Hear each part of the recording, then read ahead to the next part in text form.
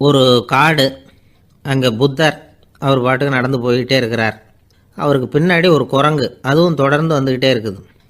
புத்தர் திரும்பி பார்த்தார். குரங்கு அப்படியே குதித்து உயர எழும்பி ஒரு கிளையில் போய் உக்காந்துது. ஏன் இப்படி பண்ணுறேன்னு கேட்டார் புத்தர். என்னை சாதாரணமாக நினைக்க வேணாம், நான் மகாமந்தி, என்னால் எல்லாம் முடியும், முடியாதுங்கிற வார்த்தையே என்னுடைய அகராதியில் கிடையாது, என்ன வேணும்னாலும் செய்வேன் அப்படின்னுது. அப்படின்னா ஒரு பந்தயம் வச்சுக்கலாமான்னார் இவர். ஓ வச்சுக்கலாமேன்னுது. வேற ஒன்றும் இல்லை, இப்போ நீ மேலே எழும்பி அந்த கிளையில் உட்காந்தது மாதிரி அங்கேருந்து தாவி என் உள்ளங்கையில் உட்காரணும், அவ்வளவுதான் அப்படின்னார். அப்படி உட்காந்துட்டா என்ன பரிசு அப்படின்னு கேட்டது அது. சொர்க்கத்தில் இருக்கிற மாமன்னன் மரகத சக்கரவர்த்தியை என்னோட இருக்கும்படியாக கூப்பிட்டுக்கிறேன். அந்த சமயத்தில் அவருடைய அரியணை அங்கே காலியாகிடும், நீ அதில் போய் உட்காந்துக்கலாம். பந்தயத்தில் தோத்துட்டா ஒரு கல்ப காலம் இந்த பூமியில் வாழ வேண்டியிருக்கும், அதுக்கு பிறகு தான் என்கிட்ட வர முடியும், என்ன சொல்கிற அப்படின்னார். குரங்குக்கு தாவறது ஒரு பெரிய காரியமா? இது எனக்கு ரொம்ப சாதாரண விஷயம், என்ன இப்போவே தாவட்டுமா அப்படின்னுது. சரின்னு சொல்லி உள்ளங்கையை நீட்டினார். அவருடைய கை தாமரை இலை அளவுக்கு அப்படியே விரிஞ்சுது. குரங்கு சௌரியமாக உட்கார்றதுக்காக. குரங்கு தாவறதுக்கு தயாராச்சு. அதுக்கு முன்னாடி ஒரு சின்ன யோசனை அதுக்கு. இந்த கிளையிலேருந்து அந்த கைக்கு தாவறது எனக்கு ரொம்ப அற்பமான ஒரு வேலை, இது ரொம்ப சாதாரணம், என்னுடைய கௌரவத்துக்கு இது சரியாக இருக்காது. அதனால் நான் என்ன பண்ண போகிறேன்னா, இங்கேருந்து கிளையிலேருந்து அப்படியே உயர எழும்ப போகிறேன். எழும்பி மேல் உலகம் போய் அங்கே ஒரு சுற்றிவிட்டு அதுக்கப்புறம் அங்கேருந்து நேராக இந்த கையில் உட்கார போகிறேன் அப்படின்னு நினச்சிது. என்ன யோசிக்கிற அப்படின்னார் புத்தர். ஒன்றும் இல்லை, இந்த பாயிரம் பார் அப்படின்னு சொல்லி தாவி உயர போயிட்டுது. கொஞ்ச நேரத்தில் வான உலகத்துக்கே போய் சேர்ந்துட்டுது. அங்கே போய் பார்த்தா அங்கே ஒரு 5 பளிங்கு தூண்கள் இளம் சிவப்பு நிறத்தில் நின்றுக்கிட்டு இருக்குது. குரங்கு நினச்சிக்கிட்டது, புத்தர்கிட்ட போய் இந்த பளிங்கு தூண்களை பார்த்தோம்னு சொன்னால் அப்படியே திகைச்சு போயிடுவார், இந்த தூணில் ஏதாவது அடையாளம் செஞ்சுட்டு போகணும் அப்படின்னு அந்த இடத்துல மிதந்துக்கிட்டே நினச்சிது. உடனே ஒரு தூணில் எழுதிச்சு. என்ன எழுதிச்சுன்னா, ஒரு மகா ஞானி இங்கே வந்துட்டு போகிறார் அப்படின்னு எழுதிச்சு. எழுதிவிட்டு அப்படியே கீழே தாவி புத்தரோட உள்ளங்கையில் உட்காந்துது. எப்படி பார்த்தீங்களா என்னுடைய வேலை? வான உலகத்துக்கே போய் அங்கே இருக்கிற 5 பளிங்கு தூண்களை பார்த்துட்டு அதில் நான் வந்த விவரத்தை எழுதி வச்சுட்டு அதுக்கப்புறம் இங்கே வந்திருக்கிறேன் அப்படின்னுது ரொம்ப பெருமையாக. அப்படியா அப்படின்னார் புத்தர். ஆமாம், சந்தேகமாக இருந்தால் வாங்க, அழைச்சிட்டு போய் காட்டுறேன் அப்படின்னுது அந்த குரங்கு. அதுக்கு தேவையில்லை, அப்படியே கொஞ்சம் கீழே குனிஞ்சு பார் தெரியும் அப்படின்னார் புத்தர். அங்கே பார்த்தா புத்தரோட உள்ளங்கை தெரிஞ்சுது. நல்லா உத்து பார்த்துது. அவரோட ஒரு விரலில் அது எழுதிய வாசகம் தெரிஞ்சுது. குரங்கு யோசனை பண்ணிச்சு, அப்படின்னா வானத்தில் நான் பார்த்தது புத்தரோட விரல்களா அப்படின்னு யோசிச்சுது. இதை புரிஞ்சுக்கிட்ட உடனே அந்த குரங்கோட கர்வம் அழிஞ்சு போச்சான். நம்ம மனசு தான் இந்த குரங்கு. மனம்ங்கிறதும் ஆணவங்கிறதும் ஒரு நாணயத்தின் 2 பக்கங்கள். மனம் உள்ளவரை ஆணவமும் இருக்கும். மனம் அழிஞ்சாதான் ஆணவம் அழியும். மனம் அழிய வேண்டும் அப்படின்னு பெரியவங்க சொல்கிறது இந்த அர்த்தத்தில் தான். நம்ம ஆளுங்க சவால் விடுறதெல்லாம் வேறு மாதிரி. ஒருத்தன் ஒரு வாய்க்காலை தாண்டுறேன்னு பந்தயம் கட்டி தாண்ட முடியாமல் வாய்க்காலில் விழுந்து காலை உடச்சிக்கிட்டு கட்டு போட்டுக்கிட்டு வந்தான். ஏன்டா அப்படின்னு கேட்டாங்க. நான் பந்தயம் கட்டின நேரம் சரியில்லை அப்படின்னா. எப்படிறான்னு கேட்டிருக்காங்க. வாய்க்காலில் தண்ணி இருக்கிற நேரமாக பார்த்து பந்தயம் கட்டியிருக்கணும் அப்படின்னா. ஒருத்தர் ரொம்ப கவலையோடு உட்காந்துருந்தார். எதை பற்றி சார் கவலைப்படுறீங்கன்னு கேட்டோம். எதிர்காலத்தை பற்றி கவலைப்படுறேன்னார். ஏன்னு கேட்டோம். என்ன பண்ணுறதுன்னே தெரியல சார், எதிர்காலம் ஒரே இருட்டாக இருக்குது, பாதையே புரியலன்னார். இன்றைக்கி நம்ம இளைஞர்கள் பல பேருக்கு எதிர்காலம் இருட்டாக தான் தெரியுது. அவங்கெல்லாம் இந்த கதையை கொஞ்சம் கேட்கணும். ஒரு மலை அடிவாரத்தில் ஒரு சின்ன கிராமம். அந்த மலை ரொம்ப உயரமானது. அடர்த்தியாக செடி கொடிகள் மரங்கள் அதில் மண்டி கிடக்குது. பகல் வேளையில் இருட்டாக தான் இருக்கும், அவ்வளோ அடர்த்தி. அந்த மலை உச்சியில் ஒரு கோவில். நாள் ராத்திரியே புறப்பட்டாதான் காலையில் அந்த கோயிலுக்கு போய் சேர முடியும். கிராமத்து இளைஞன் ஒருத்தன் அந்த மலை உச்சிக்கு போக வேண்டியிருந்தது. கையில் ஒரு விளக்கை எடுத்துக்கிட்டு நாள் ராத்திரியே புறப்பட்டான். புறப்பட்டு போனவன் கிராமத்து எல்லையிலேயே நின்றுட்டான். ஏன் தெரியுமா? அவன் கையில் இருந்த விளக்கோட வெளிச்சம் 10 அடி தூரத்துக்கு தான் தெரியுது. அது வரைக்கும் தான் பாதை தெளிவாக இருக்குது. அதுக்கு அப்பால எல்லாம் ஒரே இருட்டாக இருக்குது, பாதை புரியல. இவன் யோசனை பண்ணி பார்த்தான். மனசுக்குள்ள ஒரு சந்தேகம். 10 அடி தூரம் தானே வெளிச்சம் தெரியுது, அப்படின்னா நாம் 10 அடி தூரம் தானே போக முடியும், அதுக்கும் அந்தாண்ட ஒரே இருட்டாக இருக்குதே அதில் எப்படி நாம் நடந்து போகிறது, நாம் ரொம்ப தூரம் நடந்து போய் ஆகணுமே, அப்படிப்பட்ட நினப்பெல்லாம் அவனுக்கு வந்துவிட்டுது. இதுதான் அவன் மனசில் ஏற்பட்ட தயக்கம். இப்படி யோசிச்சுக்கிட்டே அந்த இளம் ஆசாமி புறப்பட்ட இடத்துலையே நின்றுக்கிட்டு இருக்கிறான். அந்த சமயத்தில் ஒரு வயசான பெரியவர் அந்த பக்கமாக வந்தார். அவர் கையில் இதை விட சின்னதாக ஒரு விளக்கு வச்சுருந்தார். அது எப்படின்னா அது ஒரு 5 அடி தூரத்துக்கு தான் வெளிச்சம் காட்டுது, அவ்வளவு சின்ன விளக்கு. அவரும் மலை உச்சிக்கு போகிறதுக்காக தான் வந்துக்கிட்டு இருக்கிறார். அவரை பார்த்து இவன் கேட்டான், என்ன பெரியவரே, இவ்வளவு சின்ன விளக்கை வச்சுக்கிட்டு அவ்வளவு தூரத்துக்கு எப்படி மலையேற போகிறீங்க அப்படின்னு கேட்டான். நீ ஏன் இப்படி தயங்கிட்டே நிற்கிறேன்னு கேட்டார் பெரியவர். என்கிட்ட இருக்கிற விளக்கு 10 அடி தூரத்துக்கு தான் பாதையை காட்டுதுன்னா. இப்போ பெரியவர் சொன்னார், தம்பி, உன் கையில் இருக்கிற விளக்கு கொடுக்குற வெளிச்சத்தை வச்சு நீ முதல்ல 10 அடி தூரம் முன்னாடி போ, 10வது அடியில் போய் நின்றுக்கிட்டு பாரு, மறுபடியும் ஒரு 10 அடி தூரத்துக்கு பாதை தெரியும். இப்படி உன் கையில் இருக்கிற விளக்கு தொடர்ந்து வெளிச்சம் காட்டிக்கிட்டே இருக்கும். நீ முன்னேற முன்னேற அந்த வெளிச்சமும் முன்னேறும். அதனால் எத்தனை கிலோமீட்டர் தூரம் வேணும்னாலும் நீ இந்த 10 அடி தூரம் வெளிச்சத்தை வச்சுக்கிட்டே நீ போயிடலாம், புறப்படு அப்படின்னார். இப்போ தான் அந்த பெரியவர் சொன்னது இளைஞனுக்கு பளிச்சுன்னு புரிஞ்சுதான். உடனே உற்சாகமாக புறப்பட்டான், உச்சிக்கு போய் சேர்ந்தான். இந்த கதையிலேருந்து நாம் புரிஞ்சிக்க வேண்டியது என்ன தெரியுமா? நீண்ட கால திட்டம் ஒன்று போடும் பொழுது நமக்கு முன்னாடி இருக்கிறத மறந்துட்டு மனசை போட்டு குழப்பிக்கக்கூடாது. உங்கள் கையில் என்ன இருக்கோ அதுலேயே உங்கள் எதிர்காலம் மறைஞ்சிருக்குது. கண் முன்னாடி தெரியறத வச்சு ஆரம்பிங்க, போக போக வழி தானாக புலப்படும் அப்படிங்கிறார் ஒரு பெரியவர். பெரிய பயணங்களையெல்லாம் இப்படி தான் நடத்த வேண்டியிருக்கும். ஒவ்வொரு அடியாக எடுத்து வச்சா ஓடி போய் சேர்ந்து விடலாம், மலைச்சி போய் நின்றுட்டா நின்றுக்கிட்டே இருக்க வேண்டியது தான். நம்ம ஆள்லாம் ரொம்ப மோசமான இருக்கிறாங்க. ஒருத்தன் அப்படி தான் நீண்ட தூர பிரயாணம் ஒன்று புறப்பட்டான். ரயில் போய்கிட்டே இருந்தது. கொஞ்சம் தூரம் போச்சு, பாதி வழியில் கையில் வச்சுருந்த டிக்கெட்டை காற்றுல விட்டுட்டான். ஐயோ, என் டிக்கெட்டு போயிட்டுதே அப்படின்னு கத்த ஆரம்பிச்சிட்டான்.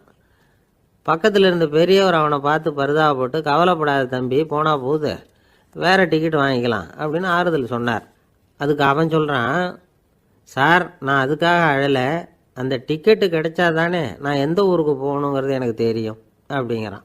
ஒரு ஊரில் ஒரு ஆள் இருந்தான். அவனுக்கு ஒரே ஒரு மகள். அவளை நல்ல இடத்துல கட்டி கொடுக்கணும்னு ஆசைப்பட்டான். அதுக்காக மாப்பிள்ளை தேடிகிட்டு இருந்தான். அவன் கொஞ்சம் வசதியான ஆள், அதனால் நிறைய பேர் வந்தாங்க. இருந்தாலும் ஒரு நல்ல குணமுள்ள மாப்பிள்ளையாக இருக்கணும் அவன் எதிர்பார்த்தான். அப்படி இருக்கணும்னு தொடர்ந்து முயற்சி பண்ணான். கடைசியாக ஒரு 3 பேர் கிடைச்சாங்க. அந்த 3 பேரில் யாரை தேர்ந்தெடுக்கிறது, இதுதான் அவனுக்கு வந்த குழப்பம். இந்த நிலைமையில் ஒரு பெரியவரை தேடி போனான். அவர்கிட்ட தன்னுடைய பிரச்சனையை சொன்னான். அவர் கொஞ்சம் யோசனை பண்ணார். அதுக்கப்புறம் 3 பேரையும் கூப்பிட்டார். இதோ பாருங்கப்பா, உங்கள் 3 பேருக்கும் 3 மாத கால அவகாசம் தர்றேன். நீங்கள் இப்போ போகலாம், 3 மாதம் கழித்து திரும்பி வரலாம். அப்படி வரும்பொழுது இந்த 3 மாத காலத்தில் நீங்கள் செஞ்ச நல்ல காரியம் ஏதாவது ஒன்று சொல்லணும். அதை வச்சு உங்களில் ஒருத்தரை நாங்கள் தேர்ந்தெடுத்துக்கிறோம் அப்படின்னு சொன்னாராம். 3 பேரும் சரின்னு சொல்லிவிட்டு திரும்பி போயிட்டாங்க. 3 மாதம் ஆச்சு. அதுக்கப்புறம் ஒரு நாள் திரும்பி வந்தாங்க.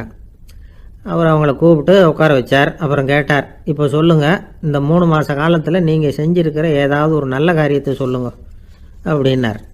முதல்ல ஒருத்தன் எழுந்திரிச்சு நின்னான். ஐயா, எங்கள் அப்பா இறந்த பிறகு அவரோட கணக்கு வழக்குகளை எடுத்து பார்த்துக்கிட்டு இருந்தேன். அவர் ஒரு வியாபாரிகிட்ட 10,000 ரூபா கடன் வாங்கியிருக்கிறதாக எழுதியிருந்தார். அந்த வியாபாரியும் இப்போ உயிரோடு இல்லை. இருந்தாலும் அந்த வியாபாரியோட மகனை தேடி கண்டுபிடிச்சேன். கணக்கு புத்தகத்தை காட்டினேன். எங்கள் அப்பா உங்கள் அப்பா கிட்ட 10,000 ரூபா கடன் வாங்கியிருக்கிறதாக இதை எழுதியிருக்கிறார். அதனால் அதை திருப்பி கொடுக்கறதுக்காக வந்திருக்கிறேன், இந்தாங்க அந்த பணம் அப்படின்னு சொல்லி கொடுத்துட்டு வந்துட்டேன் அப்படின்னு நானும். இதை பெரியவர் கவனமாக கேட்டுக்கிட்டார். அதுக்கப்புறம் 2வது இளைஞன் எழுந்திரிச்சான். ஐயா, நான் போன மாதம் ஒரு நாள் ராத்திரி வேளையில் ஒரு காட்டுப்பாதை வழியாக எங்கள் ஊருக்கு போய்கிட்டு இருந்தேன். அந்த சமயத்தில் அந்த வழியாக வந்துக்கிட்டு இருந்த ஒரு வழிப்போக்கர்கிட்ட 4-5 திருடர்கள் வம்பு வளர்த்து அவர்கிட்ட இருந்த பொருளை எல்லாம் கொள்ளையடிச்சிக்கிட்டு இருந்தாங்க. நான் உடனே ஒரு குச்சியை எடுத்துகிட்டு ஓடினேன். அந்த திருடர்களை அடித்து விரட்டினேன். பொருளை எல்லாம் மீட்டு அந்த வழிப்போக்கர்கிட்ட ஒப்படைச்சேன். அவரை பத்திரமா அழைச்சிட்டு போய் அவர் வீட்டில் விட்டுட்டு வந்தேன் அப்படின்னு நானும். இதையும் பெரியவர் கவனமாக கேட்டுக்கிட்டார். அடுத்தபடியாக 3வது இளைஞன் எழுந்திரிச்சான். ஐயா, போன மாதம் ஒரு நாள் நான் ஒரு மலைப்பாதை வழியாக போய்கிட்டு இருந்தேன். மலைப்பாதை விளிம்பில் ஒரு மதகு கட்டை, அது மேலே ஒரு ஆள் படுத்து தூங்கிட்டு இருந்தான். அந்த பக்கம் தவறி உருண்டு விழுந்திருந்தான்னா அதில் பாதாளம். அது மலையடி வாரத்தில் போய் தான் விழணும், அவ்வளவு பள்ளம். அது தெரியாமல் அவன் பாட்டுக்கு தூங்கிட்டு இருந்தான். நான் உடனே அவன்கிட்ட ஓடி போய் குனிஞ்சு அவன் முகத்தை பார்த்தேன். அப்போ தான் புரிஞ்சுது, அவன் ஏற்கனவே எனக்கு தெரியும். அவனை எனக்கு நிறைய கெடுதல் பண்ணியிருக்கிறான், இடைஞ்சல் கொடுத்தவன். இருந்தாலும் ஐயோ பாவம்னு நினச்சி அவனை எழுப்பி பாதுகாப்பாக வேற ஒரு இடத்துல படுக்க வச்சுட்டு வந்தேன் அப்படின்னு நானா. பெரியவர் இதையும் கேட்டுக்கிட்டார். அதுக்கப்புறம் அவங்க 3 பேரையும் பார்த்து, நீங்கள் போகலாம், நாங்கள் யோசித்து முடிவு பண்ணி உங்களுக்கு சொல்லி அனுப்புகிறோம் அப்படின்னாராம். அந்த இளைஞர்கள் புறப்பட்டு போயிட்டாங்க. அதுக்கப்புறம் அந்த பெண்ணோட அப்பாவை பார்த்து சொன்னார், இந்த 3 பேருமே நல்ல பிள்ளைங்க தான், அதில் ஒன்றும் சந்தேகம் இல்லை. இருந்தாலும் இந்த 3 பேர் செஞ்ச செயல்களையும் ஒப்பிட்டு பார்க்க வேண்டியிருக்கு. முதல் இளைஞன் நேர்மைக்கு எடுத்துக்காட்டாக விளங்குறான். இந்த காலத்தில் இது மாதிரி இளைஞர்களை பார்க்குறது ரொம்ப கஷ்டம்தான். இருந்தாலும் அவன் கடமையை தான் செஞ்சான். 2வது இளைஞன் நல்ல வீரன், தைரியசாலி. ஒரு வீரன் எதை செய்யணுமோ அதைத்தான் இவன் செஞ்சான். இவன் ஒரு லட்சிய மனிதன். 3வது இளைஞன் தன்னுடைய பகைவனுக்கே உதவி செஞ்சுருக்கான். அவன் உயிரை காப்பாற்றியிருக்கிறான். பகைவனுக்கு அருள்வதுங்கிறது ஒரு சாதாரண மனுஷனால் செய்யக்கூடிய காரியம் இல்லை. பகையை மறக்கிறதும் பகைவனுக்கு அருள்வதும் தெய்வீக பண்புகள். அதனால் இவனையே உன்னுடைய மகளுக்கு ஏற்ற மாப்பிள்ளையா தேர்ந்தெடுக்கலாம் அப்படின்னு சொன்னாங்களாம். ஒரு நல்ல நாளில் அவங்களுக்கு திருமணம் நல்ல விதமாக நடந்து முடிஞ்சுதான். இது சுவாமி சின்மயானந்தர் சொல்லியிருக்கிற ஒரு கதை. இதிலேருந்து நாம் புரிந்து கொள்ள வேண்டிய ஒரு கருத்து, நமக்கு கெடுதல் பண்ணவங்களுக்கும் நாம் நல்லது செய்யணும். ஆனால் நடைமுறையில் அப்படி நம்மளால் செய்ய முடியறதில்ல. அதுதான் சிக்கல். நம்மால் ஒருத்தங்கிட்ட கேட்டேன், ஏண்டா உன்னுடைய பகைவன் ஒருத்தன் அது மாதிரி ஒரு மலைப்பாதை மதகு கட்டையில் படுத்திருந்தா உடனே நீ என்ன நினைப்ப அப்படின்னு கேட்டோம். இது ஒரு அருமையான சந்தர்ப்பம்னு நினைப்பேன் அப்படின்னா. எதுக்குன்னு கேட்டோம். அவனை அந்த பக்கமாக உருட்டி கீழே தள்ளுறதுக்கு அப்படின்னா. ஒரு அம்மா, அவங்களுக்கு 35 வயசு இருக்கும். குடும்பத்தில் எந்த கஷ்டமும் இல்லை. இருந்தாலும் காரணம் இல்லாமல் பிள்ளைங்க பேரில் கோவப்படுறது, எரிஞ்சு விடுறது அவங்க வழக்கம். பிள்ளைங்க அழும். உடனே அவங்க மனசும் சங்கடப்படும். இன்னொரு அம்மா, நல்ல வேலையில் இருக்கிறவங்க, வாரத்துக்கு ஒரு தடவையாவது தலைவலி வந்துடும். இவங்களுக்கெல்லாம் உடம்புல எந்த கோளாறும் இல்லை, மனசு மட்டும் சரியாக இருக்காது. தூக்க மாத்திரை கையில் வச்சுருப்பாங்க. 30-35 வயசுடைய பெண்களுக்கு சர்வசாதாரணமாக காணப்படுகிற மனக்கோளாறு இது. இதுக்கு பேர் மனவாட்டம், டிப்ரெஷன், மனமடிவு அப்படின்னு சொல்லலாம். இந்த நோய்க்கு அறிகுறி என்ன தெரியுமா? மனசில் வருத்தமான உணர்வு இருக்கும். அடிக்கடி அழலாம் போல தோணும். முன்னால் எல்லாம் எந்தெந்த செயலில் ஆர்வம் இருந்ததோ அதெல்லாம் குறைஞ்சிரும், அல்லது சுத்தமாகவே ஆர்வம் இல்லாமல் போயிடும். சில பெண்கள் இளம் வயசில் பக்கத்தில் இருக்கிறவங்க கிட்ட கலகலப்பாக பேசுவாங்க, வீட்டை அலங்கரிக்கிறதுல ஆர்வம் இருக்கும். இப்போ அதிலெல்லாம் ஆர்வம் இல்லாமல் போயிடும். எந்த வேலை செஞ்சாலும் சீக்கிரம் களைப்பு அடைஞ்சுடுறது மாதிரி ஆகிடும். நமக்கு யாருமே உதவியாக இல்லை, நம்ம எல்லாரும் கை விட்டுட்டாங்க போல் இருக்குதே அப்படிங்கிற உணர்வுலாம் உண்டாகும். தன்னைத்தானே குறை சொல்லிக்குவாங்க.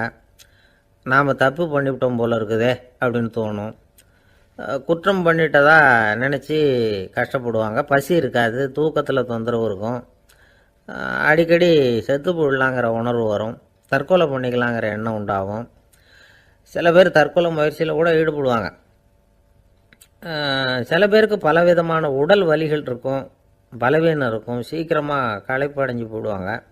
இதெல்லாம் மனவாட்ட நோய்க்கான தன்மைகள். இந்த மனவாட்டம், அதாவது டிப்ரெஷனை 2 வகையாக பிரிக்கலாமா.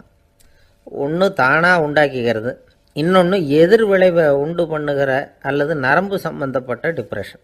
தானாக உண்டாக்கிக்கிற மனவாட்ட நோய் இருக்குது பாருங்கள், அதுக்கு ஏதாவது சூழ்நிலை காரணமாக இருக்கலாம், அல்லது இல்லாமலும் போகலாம்.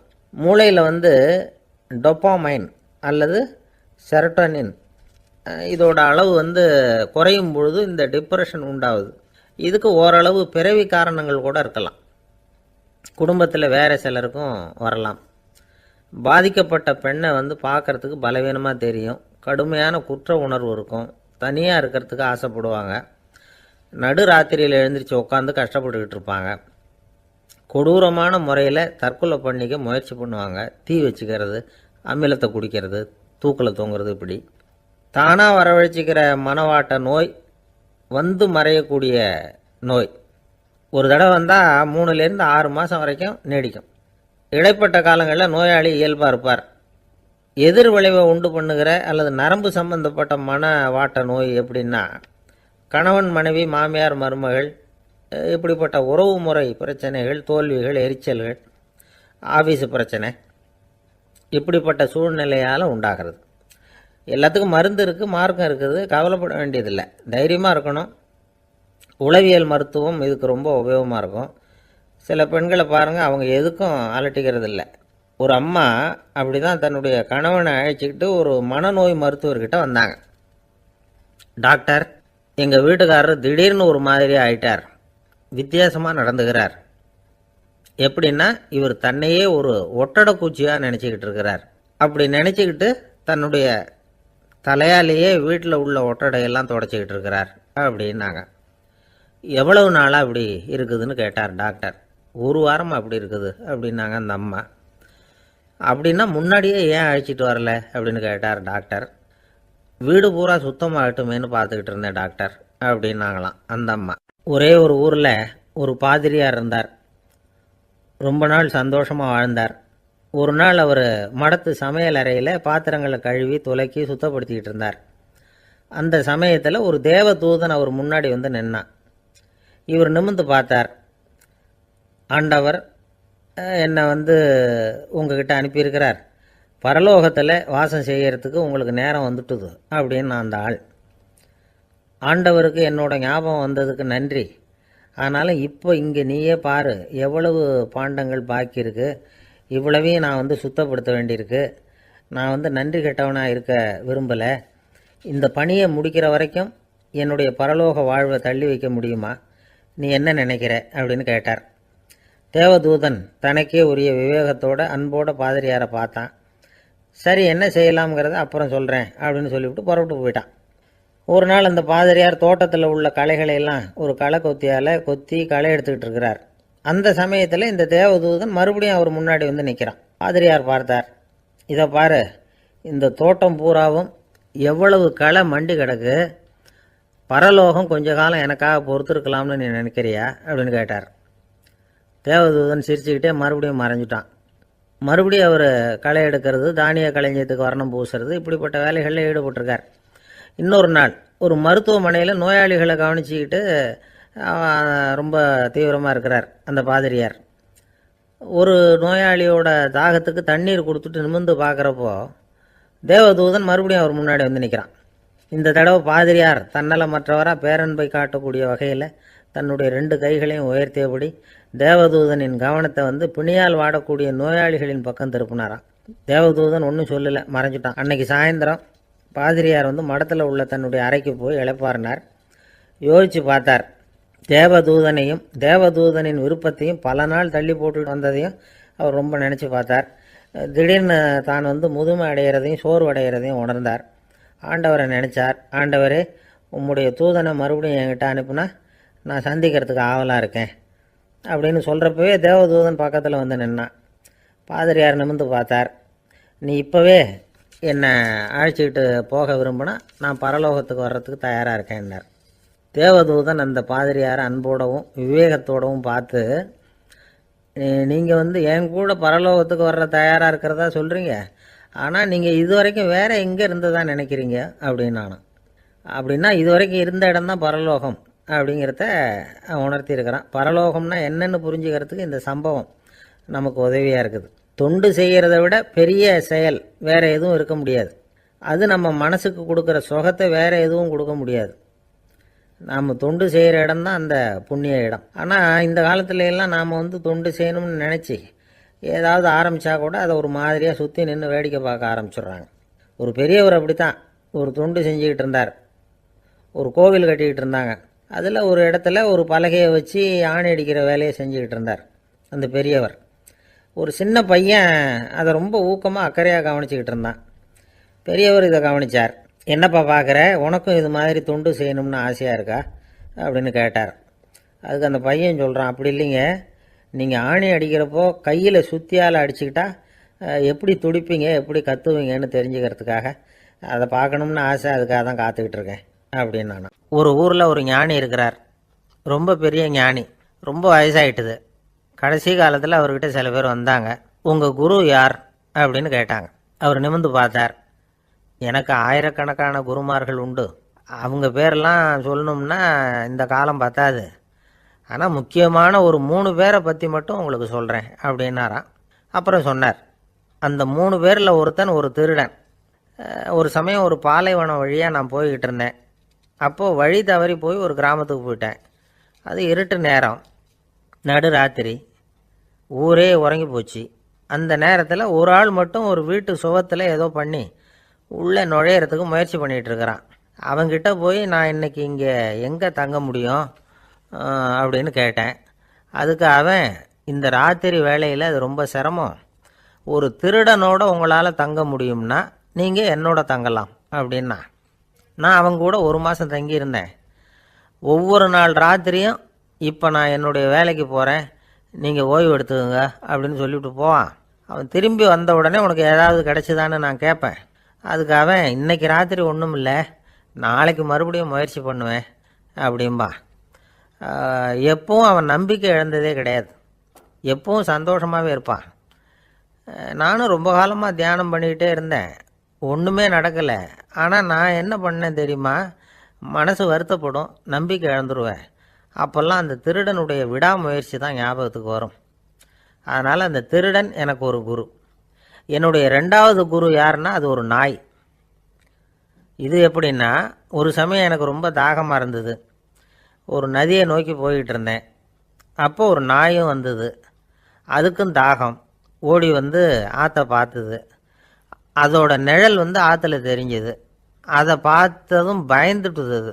அதாவது அது தன்னுடைய சொந்த உருவத்தையே கண்டு பயந்தது. அதை பார்த்து குறைக்குது, திரும்பி ஓடிச்சு. ஆனால் அதுக்கு தாகம் அதிகமாக இருந்ததுனால அது மறுபடியும் திரும்பி வந்தது. பார்த்தா மறுபடியும் தண்ணியில் நாயோட உருவம் தெரியுது. இப்படி சில தடவை பண்ணிச்சு. இருந்தாலும் கடைசியில் தண்ணியில் குதிச்சுட்டுது துணிஞ்சி.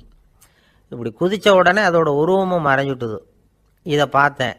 நான் என்ன புரிஞ்சுக்கிட்டேன்னா, எவ்வளவு தான் பயம் இருந்தால் கூட ஒருத்தன் தைரியமாக காரியத்தில் இறங்கணும் அப்படிங்கிறத புரிஞ்சுக்கிட்டேன். இந்த போதனை அந்த நாய்கிட்ட இருந்து எனக்கு கிடைச்சிது. இது ஒன்று. அடுத்தது என்னுடைய 3வது குரு யாருன்னா அது ஒரு சின்ன குழந்தை. நான் ஒரு சமயம் ஒரு நகரத்துக்கு போனேன். அங்கே ஒரு குழந்தை எரிகிற மெழுகுவத்தி ஒன்று எடுத்துக்கிட்டு வந்தது. நான் அந்த குழந்தைய பார்த்து வேடிக்கையாக கேட்டேன், ஏன் பாப்பா, இந்த மெழுகுவத்தியை நீயாவே கொளுத்துனியா அப்படின்னு கேட்டேன். ஆமான்னுது அந்த குழந்தை. சரி, இந்த மெழுகுவத்தி முன்னாடி எரியாமல் இருந்தது, இப்போ எரியுது. இந்த மெழுகுவத்திக்கு வெளிச்சம் எங்கேருந்து வந்தது, அதை எனக்கு காட்ட முடியுமா அப்படின்னு கேட்டேன் அந்த குழந்தைகிட்ட. இதுக்கு அந்த குழந்தை சிரிச்சுக்கிட்டு அந்த மெழுகுவத்தியை ஊதி அணைச்சுட்டுது. அதுக்கப்புறம் என்னை பார்த்து கேட்டுது, இப்போ இந்த மெழுகுவத்தியின் வெளிச்சம் போனதை பார்த்தீங்க இல்லையா, அது எங்கே போச்சுன்னு எனக்கு சொல்லுங்க அப்படின்னுது. அந்த குழந்தை இப்படி கேட்டதும் என்கிட்ட இருந்த ஆணவம் அழிஞ்சுட்டுது. நான் படித்ததெல்லாம் அந்த வினாடியில் சுக்கு நூறாக போயிட்டுது. என்னுடைய முட்டாள்தனத்தை நான் உணர்ந்தேன் அப்படின்னு இவ்வளவும் அந்த ஞானி விவரமாக சொன்னாராம். அதனால் நாம் இன்னார்கிட்டே இருந்து தான் இதை கற்றுக்கணுங்கிறது இல்லை, யாருக்கிட்டே இருந்தும் எதையும் கற்றுக்கலாம்.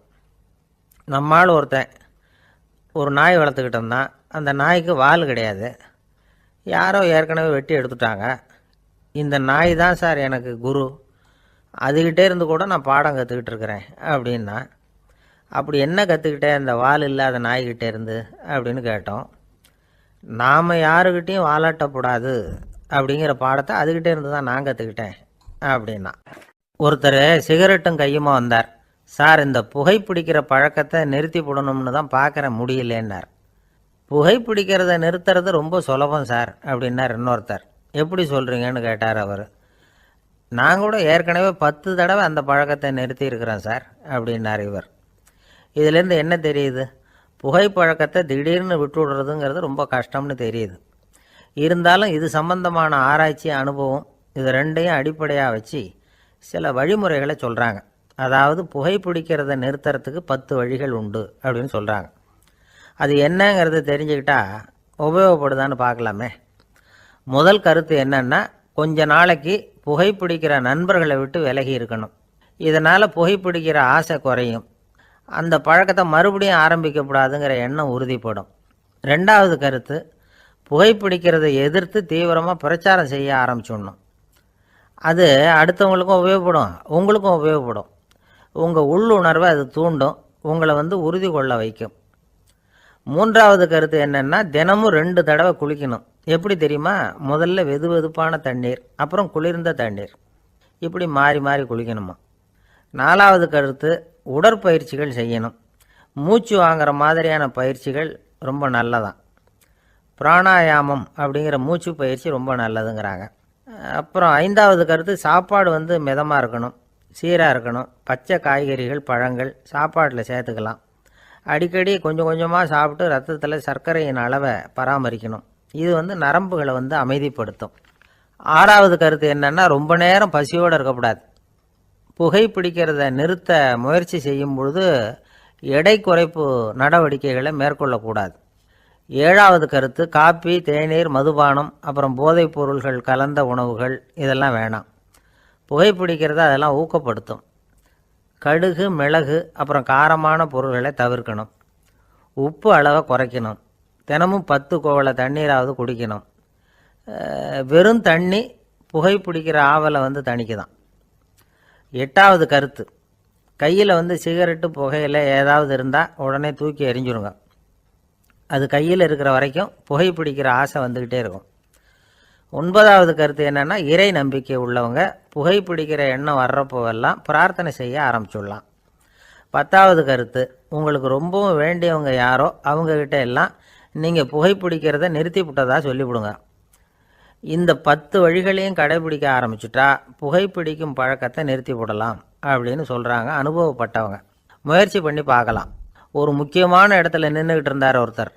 அங்கே இன்னொருத்தர், ஏன் சார் இந்த இடத்துல சிகரெட் பிடிக்கலாமா அப்படின்னு அனுமதி கேட்டார். இந்த இடத்துல சிகரெட் பிடிக்கக்கூடாதுங்க அப்படின்னாரு இவர். நீங்கள் இப்படி சொல்கிறீங்க, ஆனால் இந்த இடத்துல கீழே நிறைய சிகரெட் துண்டுகள் கிடக்குதே, அவங்கெல்லாம் யார்? அவங்கெல்லாம் உங்கள் மாதிரி என்கிட்ட அனுமதி கேட்காதவங்க அப்படின்னாராம் இவர். இந்த உலகத்தில் எவ்வளவோ உயிரினங்கள் இருக்குது. ஒவ்வொன்றும் ஒவ்வொரு விதமாக சண்டை போடுது. இப்போ 2 மாடு சண்டை போட்டுக்குதுன்னு வச்சுங்க, என்ன பண்ணும்? 2 முட்டிக்கும். அதுக்கு சண்டை போடுறதுக்கு ஆயுதமாக உபயோகப்படுறது அதோட கொம்பு. 2 சேவல் சண்டை போட்டுக்குதுன்னு வச்சுங்க, அதுக்கு ஆயுதமாக உபயோகப்படுறது அதோட கால், நகம். காலால் தான் அது ஒன்றோட ஒன்று சண்டை போட்டுக்கும். ஆனால் 2 மனுஷன் சண்டை போட்டுக்கிறான்னு வச்சுங்க, இவன் இன்னதை தான் ஆயுதமாக உபயோகப்படுத்துவான்னு குறிப்பிட்டு சொல்ல முடியாது. கல்லை எடுப்பான், கத்தி எடுப்பான், துப்பாக்கி எடுப்பான், என்ன வேணாலும் பண்ணுவான். வாயால் திட்டுவான், கையால் அடிப்பான், காலால் உதைப்பான், சகலகலா வல்லவன். விலங்குகள்லாம் பொதுவாக வாயை சாப்பிட்றதுக்கு மட்டும்தான் உபயோகப்படுத்துது. ஆனால் இவனுக்கு சாப்பிட்றதுக்கும் அதுதான், சாப்பிட்டு விட்டு திட்டுறதுக்கும் அதுதான். ஆனால் ஒரு விஷயத்தில் மட்டும் கெட்டிக்கிறேன். அதாவது நாம் சண்டை போட்டுக்கிட்டாலும் பரவாயில்லை, கோழிகள் சண்டை போடாமல் இருக்கணும் அப்படின்னு ஆசைப்படுறான். எதுக்காக?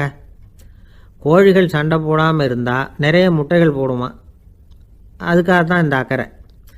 கோழி பண்ணை வச்சுருக்கிறவங்களுக்கு இது ஒரு பெரிய பிரச்சனை. அதாவது பண்ணையில் இருக்கிற கோழிகளுக்குள்ளே அடிக்கடி சண்டை வந்துடும். அதனால் முட்டை உற்பத்தி குறைஞ்சிரும். சரி, இதுக்கு என்ன பண்ணுறது? பண்ணையில் போய் உட்காந்துக்கிட்டு தினமும் பஞ்சாயத்து பேசிகிட்டு இருக்க முடியுமா? அமெரிக்காவில் கோழி பண்ணை வச்சுருக்கிற ஒருத்தர் இதை பற்றி யோசனை பண்ணி பார்த்தாராம். ஒரு வழியையும் கண்டுபிடிச்சிருக்கார். கோழிக்கெல்லாம் மூக்கு கண்ணாடி மாட்டி விட்டுட்டோம்னா அது சண்டை போடுற குணம் குறைஞ்சிரும், முட்டை அதிகமாகிடும். அந்த கண்ணாடியில் உள்ள லென்ஸு சிவப்பு நிறத்தில் இருக்கணும், அவ்வளவுதான் அப்படின்னு அவர் கண்டுபிடிச்சாராம். இது ஏற்கனவே நடைமுறையில் கண்டுபிடிக்கப்பட்ட ஒரு விஷயம். ஆனால் எல்லா கோழிக்கும் சிவப்பு மூக்கு கண்ணாடி எப்படி மாட்டி விடுறது? அப்படியே மாட்டி விட்டாலும் அது நழுவாமல் இருக்கணுமே. இப்போ நாமெல்லாம் நடு விரலால் மூக்கு கண்ணாடி நடுவில் தொட்டு அப்படி ஸ்டைலாக சரி பண்ணிக்கிறோம். அது மாதிரி கோழி எப்படி சரி பண்ணிக்கும்? இதுதான் பிரச்சனை. இதுக்கு அவர் என்ன வழி கண்டுபிடிச்சாருன்னா, கோழிக்கெல்லாம் மூக்கு கண்ணாடிக்கு பதிலாக விழியொட்டு வில்லைகள், கான்டாக்ட் லென்ஸ், அதை பொருத்தி விட்டா என்ன அப்படின்னு யோசனை பண்ணார். அதே மாதிரி பண்ணார். அதே மாதிரி செஞ்சு பார்த்தார், வெற்றி. அதுக்கப்புறம் கோழியெல்லாம் சண்டை போட்டுக்கலையாம், சமாதான பிரியர்கள் ஆகிட்டு தான். கோழிகளுக்கு இயல்பாகவே சண்டை போடுற குணம் உண்டு. ஆனால் அதோட கண்ணுக்கு பார்க்குற பொருள்லாம் ரோஜா நிறத்துலையோ அல்லது இன்னும் சொல்லப்போனால் அழுத்தமான சிவப்பு நிறத்துலையோ தெரிஞ்சதுன்னா சண்டை போடுற குணம் குறைஞ்சிருதான். அந்த சமயத்தில் அது அதிகமாகவும் முட்டையிட ஆரம்பிச்சுடுதான். அதே நேரத்தில் இறை எடுக்கிறத கூட குறைச்சிக்குதான். இது ஏன் இப்படி பண்ணுதுங்கிறது விஞ்ஞானிகளுக்கு இன்னமும் புரியலையா. எப்படியோ அமெரிக்க கோழிகள்லாம் கான்டாக்ட் லென்ஸ் பொருத்திக்க ஆரம்பித்தாச்சு. கோழி கழுத்தை பிடிச்சிக்கிட்டு ஒரு சில வினாடிகளில் அதை பொருத்தி விட்றாங்களாம். கோழியோட ஆயுள் பூரா அது அப்படியே இருக்குமா. பண்ணையில் முட்டை உற்பத்தி குறைஞ்சா இது மாதிரி விஞ்ஞானபூர்வமாக பரிகாரம் தேடுறது தான் நல்லது. நமக்கு வேண்டியப்பட்ட ஒருத்தர், அவர் ஒரு கோழி பண்ணை வச்சுருந்தார். அந்த பண்ணையில் பாதி கோழி திடீர்னு செத்து போச்சு. உடனே ஒரு கால்நடை மருத்துவர்கிட்ட போக வேண்டியது தானே, அங்கே போகல. உள்ளூரில் மந்திரம் பண்ணிகிட்டு இருந்த ஒரு சாமியார்கிட்ட போனார். அவர் காலில் விழுந்தார். சாமி, என் பண்ணையில் பாதி கோழி செத்து போட்டுதுன்னார். சாமியார் யோசனை பண்ணார். சரி, பண்ணையில் வாசப்படி கிழக்கு பக்கமாக வச்சுருக்கியா மேற்கு பக்கமாக வச்சுருக்கியான்னு கேட்டார். கிழக்கு பக்கமாக இருக்குன்னார் அவர். அதுதான் தப்பு, மேற்கு பக்கமாக அதை மாற்று சரியாக போடும்னாராம். அதே போல் இவர் போய் மாற்றிவிட்டார். அப்பவும் பாதி செத்து போச்சு. மறுபடியும் வந்து சொன்னார், சாமி மறுபடியும் பாதி கோழி செத்து போட்டுதேன்னார். சரி, கூரை எப்படி போட்டிருக்க, ஓடு போட்டிருக்கியா இல்லை கீத்து போட்டிருக்கியான்னார். ஓடு போட்டிருக்கேன்னாராம் அவர். அதுதான் தப்பு, கீத்து போட்டுரும் சரியாக போடும்னாராம். சரின்னு போய் அதையும் மாற்றி பார்த்தார். மறுபடியும் போயிட்டுது, கோழி செத்து போச்சு. வந்தார், மறுபடியும் பாதி செத்து போச்சு சாமின்னு வந்தார். இவரும் யோசனையை மாற்றி மாற்றி சொல்லிகிட்டே இருக்கிறார். இப்படி அவரும் மாற்றி மாற்றி பார்த்தார். 6வது தடவையாக அவரை தேடிட்டு வந்தார். அந்த சமயத்தில் இவர் ரொம்ப தீவிரமாக யோசனை பண்ணி பார்த்துட்டு, அது சரிப்பா, நீயும் என்கிட்ட சளைக்காமல் வந்துக்கிட்டு இருக்கிற, நானும் யோசனை சொல்லிகிட்ருக்கேன். இப்போவும் வந்து உங்ககிட்ட சொல்கிறதுக்கு என்கிட்ட யோசனை நிறையா இருக்குது, ஆனால் சோதிக்கிறதுக்கு உங்ககிட்ட கோழி இல்லையே, என்ன பண்ணுறது அப்படின்னாராம் இவர். ஒரு சீன தேசத்து அரசர் இருந்தார். அவருக்கு வயசாயிட்டுது. அவருக்கு அடுத்தபடியாக அவருடைய புள்ள பட்டத்துக்கு வரணும், ஆட்சி பொறுப்பை ஏற்றுக்கணும். ஒரு நல்ல தலைவனுக்கு இருக்க வேண்டிய பண்புகள்லாம் தன்னுடைய மகனுக்கு இருக்கணும்னு விரும்பினார் அந்த அரசர். அதனால் இளவரசனை பக்கத்தில் இருந்த ஒரு குரு கிட்ட அனுப்புனார். இளவரசன் அவர்கிட்ட போய் சேர்ந்தான். அந்த குரு என்ன பண்ணார் தெரியுமா, இவனை பார்த்து சொன்னார், இதை பாருப்பா, நீ என்ன பண்ணுற, இப்போவே பக்கத்தில் இருக்கிற காட்டுக்கு போ, நடுக்காட்டில் போய் ஒரு இடத்துல உட்காந்துக்கோ. அங்கே என்னென்ன சத்தம்லாம் உன் காதில் விழுதுன்னு கவனித்து கேளு. உன் காதில் விழுந்த ஓசைகள் என்னென்னங்கிறத என்கிட்ட வந்து சொல்லு, அதுதான் எனக்கு தெரியணும், உனக்கு வேலையும் அதுதான் அப்படின்னு சொல்லி அனுப்பி வச்சுட்டார். இளவரசன் காட்டுக்கு போனான். குரு சொன்னபடியே ஒரு இடத்துல உட்காந்து கவனித்து கேட்டான். அதுக்கப்புறம் குருக்கிட்ட திரும்பி வந்தான். என்னென்ன சத்தம்லாம் கேட்ட அப்படின்னு கேட்டார் குரு. குருவே, காட்டில் நான் பறவைகள் சத்தம்லாம் கேட்டேன், மிருகங்களின் ஓசையையும் கேட்டேன், இதை தவிர இடி மின்னல் மழை இதுகளோட சத்தத்தையும் கேட்டேன் அப்படின்னா.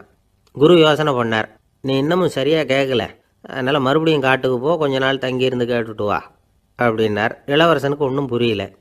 இருந்தாலும் குருவின் கட்டளையாச்சே, மறுக்க முடியுமா? உடனே அவன் மறுபடியும் காட்டுக்கு போனான். ஒரு இடத்துல உட்காந்தான். கொஞ்ச நேரம் உன்னிப்பாக கவனித்து கேட்டான்.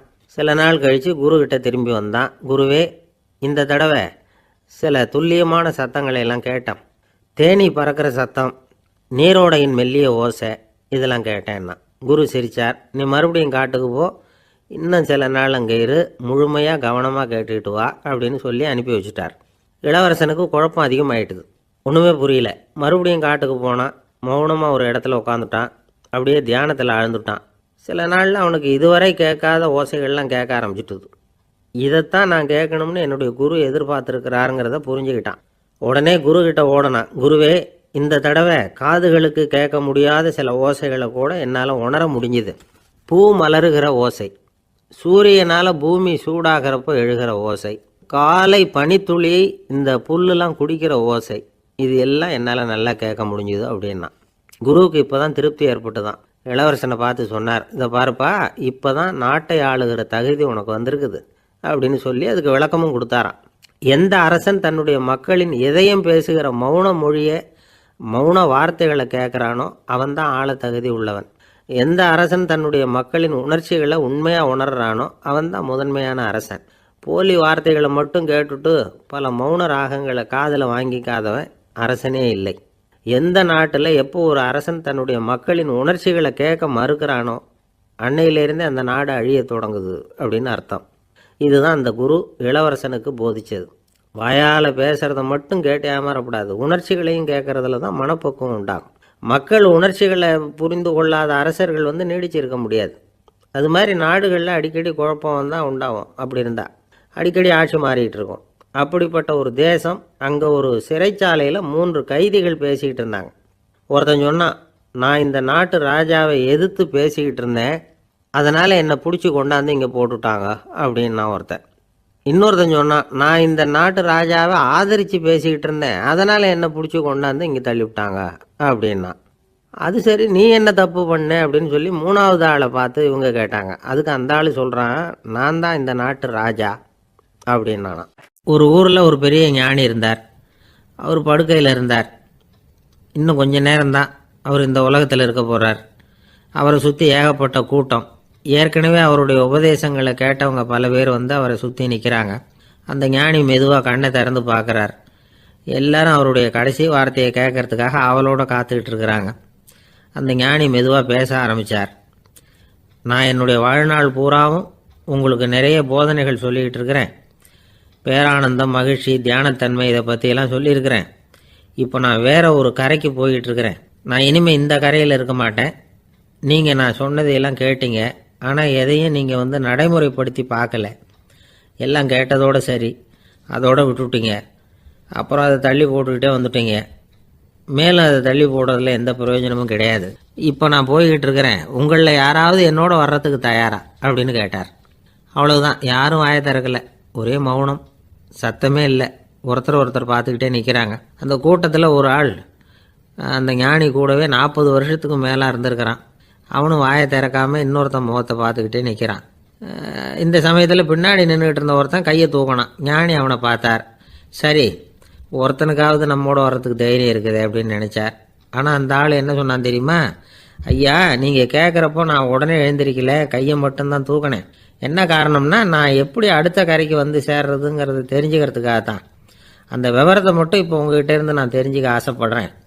ஏன்னா இப்போ நான் உங்கள் கூட வர்றதுக்கு தயாராக இல்லை. எவ்வளவோ காரியங்களை நான் இன்னும் இங்கே முடிக்க வேண்டியிருக்குது. வீட்டுக்கு ஒரு விருந்தினர் வந்திருக்கிறார். என்னுடைய இளைய மகனுக்கு கல்யாணம் பண்ணி வைக்கணும். அதனால் இன்றைக்கி உங்கள் கூட வர முடியாது. அது மட்டும் இல்லை, இப்போ உங்கள் கூட அடுத்த கரைக்கு வந்தால் திரும்பி வர முடியாதுன்னு வேறு சொல்கிறீங்க. அதனால் இப்போ நான் வரல. இன்னொரு நாள் நிச்சயமாக நான் வர்றேங்க, வந்து உங்களை சந்திக்கிறேன். அதனால் இப்போ நீங்கள் இன்னொரு தடவை எங்களுக்கு விளக்கமாக சொல்லணும். ஏற்கனவே பல தடவை சொல்லியிருக்கிறீங்க. தயவு பண்ணி இப்போ ஒரு தடவை சொன்னீங்கன்னா சௌகரியமாக இருக்கும். அந்த அடுத்த கரையை அடையிறது எப்படி? இப்போ ஒரு தடவை அதை விளக்கமாக சொல்லிட்டிங்கன்னா நல்லா ஞாபகப்படுத்திக்குவேன். அது சரியான சமயம் வர்றப்போ இது எனக்கு உதவியாக இருக்கும் அப்படின்னு நானும். ஆனால் உண்மை என்ன தெரியுமா? அந்த சரியான சமயம் வரவே இல்லை அப்படிங்கிறது தான் உண்மை. இப்படி அந்த கதை முடியும். இந்த கதை வந்து அந்த ஒரு ஆளுக்கு மட்டும் இல்லை, கிட்டத்தட்ட எல்லாருக்குமே அது பொருந்தும் அப்படிங்கிறாங்க விவரம் தெரிஞ்சவங்க.